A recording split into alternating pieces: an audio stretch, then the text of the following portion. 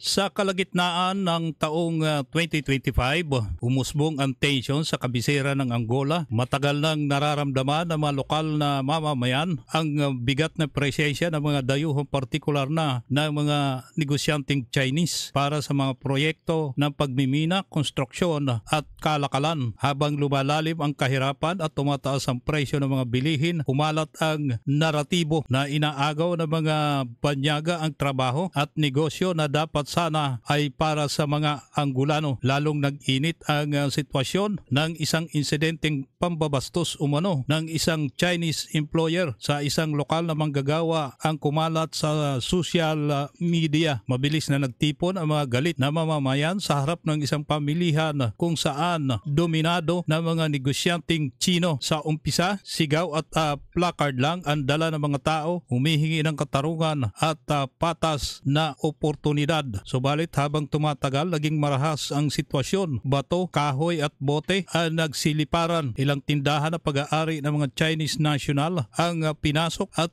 winasak ng nagngangalit na mga tao. Rumesponde naman agad ang pulisya at militar upang pigilan ang lumalalang kaguluhang may ilang nadakip at may ilang ding na sugatan mula sa magkabilang panig. Naglabas naman ang pahayag ang gobyerno ng Angola na kanilang paiimbestigahan ang insidente at tiniyak na protektado ang lahat ng tao, lokal man o banyaga. Sa gitna ng kaguluhan, maraming mamamayang Angolano ang nanawagan ng reforma, mas makatarungang trabaho, mas malinaw na regulasyon para sa mga dayuhang negosyante at higit na proteksyon sa karapatan ng lokal na mga manggagawa. Ayon sa report, maraming Chinese ang nagtayo ng negosyo at tindahan sa Angola, lalo na sa retail, at pinopondohan nila ang konstruksyon tulad ng mga kalsada, gusali at iba pa. Inirereklamo din ng mga Angolano na mababa magbigay ng sweldo ang Chinese employer sa kanilang mga manggagawa. Samantala, tumataas naman ang presyo ng mga bilihin sa bansa. Nahihirapan din na makipagsabayan ang mga lokal na negosyante sa mga negosyanteng Chinese. Kaya naniniwala sila na masyadong umaasa ang kanilang gobyerno sa pautang at